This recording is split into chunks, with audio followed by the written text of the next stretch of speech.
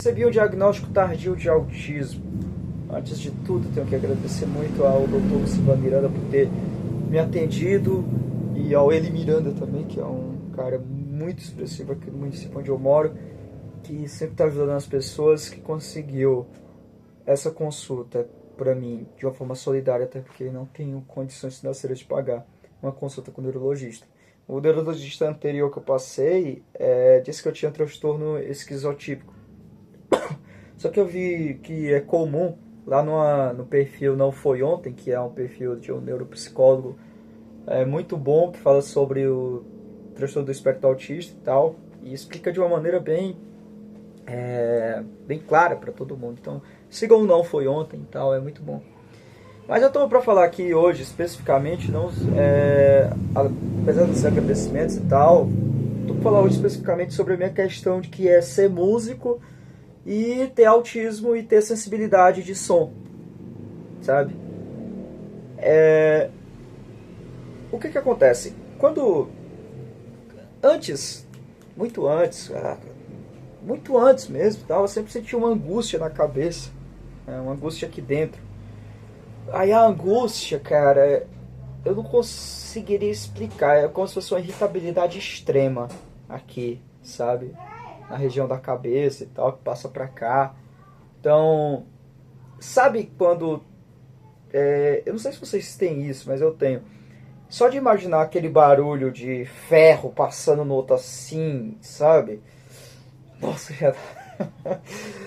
é como se fosse aquela agonia na cabeça. Então eu sempre senti isso, eu sempre senti essa agonia na cabeça.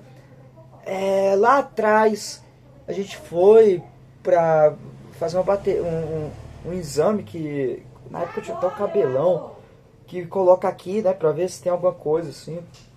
Um raio-x da cabeça e tal. Eletrocardiograma, não, eletrocardiograma não é não. É outro nome. Eu confundo os nomes.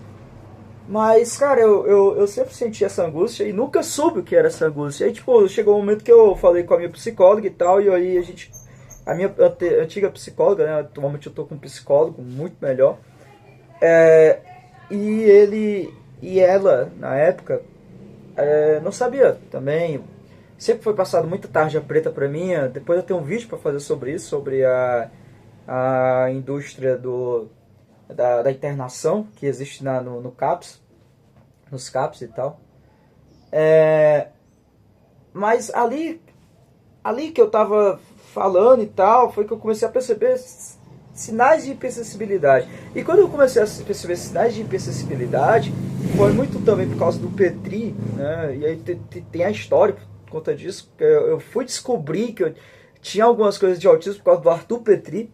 Então, é bem louca essa história, depois eu conto melhor no próximo vídeo.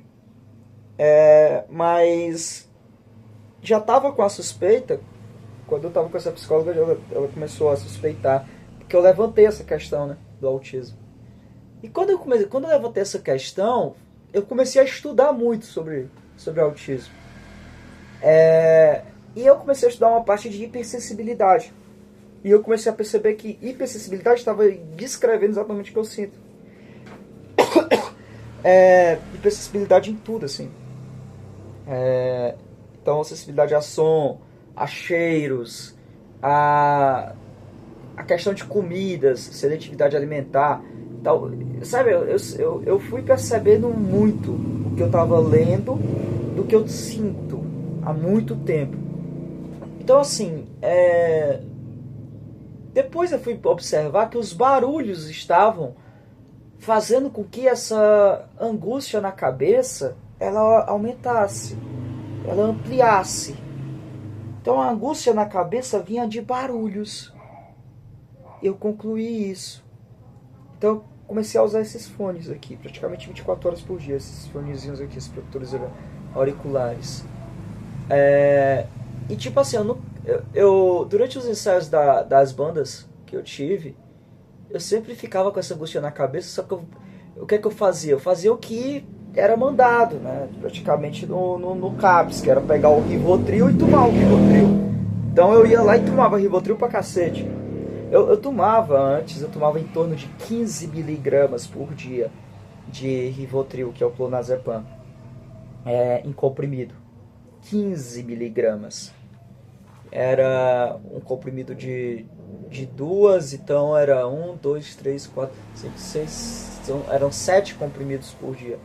Entre 7 e 8 comprimidos por dia, tomando toda hora. Toda vez que eu sentia essa angústia na cabeça, eu tomava. Então, eu tava sempre drogado, sabe? Eu sempre tava drogado. Que é uma coisa que o pessoal já chegaram pra minha mãe pra falar que eu tava usando droga, que eu tava usando crack. Já chegaram pra minha mãe pra falar que eu fumava, que eu estava fumando crack, sabe? Então, assim, muito por conta do meu comportamento, né, e tal, de estar totalmente drogado do clonazepam, no Rivotril. Então, assim, cara, eu sempre consegui mascarar isso com Rivotril. Então, os guri que tocaram comigo, eles vão lembrar disso, se vocês estiverem assistindo esse vídeo, que eu ficava usando droga direto, mas não era droga maconha e tal, era Rivotril mesmo. Era toda hora tomando algum ansiolítico. Então, assim, era isso que mascarava. Então, mascarava muito o som. E agora que eu tô entendendo isso, sabe, já faz quase um ano que eu tô estudando isso e já faz uns 2, 3 meses que eu recebi o diagnóstico. E aí, cara, é por isso que eu não sentia muito, sabe? Aliás, eu sentia muito, só que eu ficava me drogando direto. E essa é a verdade por trás do Gustavo, que antes ele não se incomodava com barulho, agora ele se incomoda. Como é que ele se incomoda com barulho se ele é músico? Eu sempre me incomodei. O negócio é que eu sempre me dopei, entendeu? Eu sempre me droguei. As drogas atualmente, elas são vendidas em farmácias, elas não são igual dos anos 70 e anos 80, né? Não é mais droga, até porque qualquer pessoa que vá pro CAPS, ela é drogada, e é meio que um consenso, sabe, entre os profissionais de drogar a pessoa, já que não pode internar fisicamente, internam quimicamente, que é a intervenção química. Quem quiser estudar sobre isso, tem estudos de farmacologia que falam sobre essa questão de intervenção química. Só que eles usam não para intervir em pessoas que com esquizofrenia ou que estejam em surtos extremos. Não, eles usam em qualquer pessoa. Se você entra no CAPS hoje, em 30 minutos eles já olham assim e tal. Ele está sentindo tal coisa. Então, o que é bom para essa pessoa tomar quimicamente? Eles não vão te dar uma ocupação, eles não vão te dar uma terapia ocupacional, né, que é arte terapia, etc. Eles vão te drogar. E isso é um consenso dentro da psicologia. Então, eu recomendo que as pessoas nem procurem CAPS hoje em dia. Não enquanto não haver uma reforma da saúde mental no Brasil. Então, assim, cara, voltando ao assunto principal desse vídeo, praticamente, eu sempre senti esses incômodos com barulho, com o violão. Tinha dias que eu não estava bem para ensaiar. Inclusive, eu lembro que para ensaiar, né, eu ensaiava aqui no salão da associação comunitária onde eu moro, e tinha que levar as caixas e trazer as caixas, o violão, todos os instrumentos nas costas, da minha casa até o salão, toda vez que ensaiar. E eu cansava muito rápido. Então, em uma hora de ensaio eu estava extremamente cansado, só que eu continuava ensaiando e tal, continuava na base do Rivotril e na base da sobrecarga eu continuava. Então, assim, a música, ela na verdade pode ser uma salvação para quem tem autismo. Porque a percepção que a sociedade tem sobre o autista é extremamente distorcida. E a sociedade brasileira, ela tem uma mania de ter uma visão distorcida da coisa e ficar igual o pombo, que é estufar os peitos depois de cagar, sabe? E dizer, eu estou certo. Então a arrogância do povo é muito forte. Tipo, qualquer pessoa, eu poderia sentar 10 minutos para explicar como era a minha relação com barulho, sabe? para poder entender que eu sempre tive esse incômodo e tal.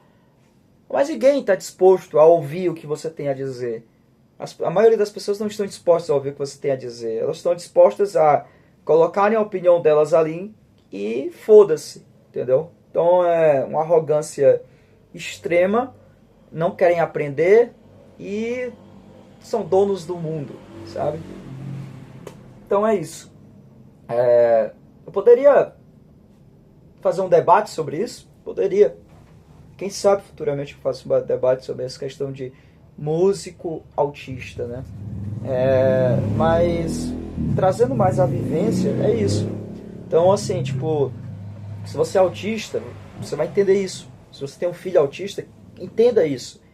Tem momentos que ele não tá em crise, e ele vai se sentir à vontade para ouvir música alta pra cacete, no fone de ouvido, na caixa de som e tal, ou até mesmo tocar. E é uma boa ocupação para ele.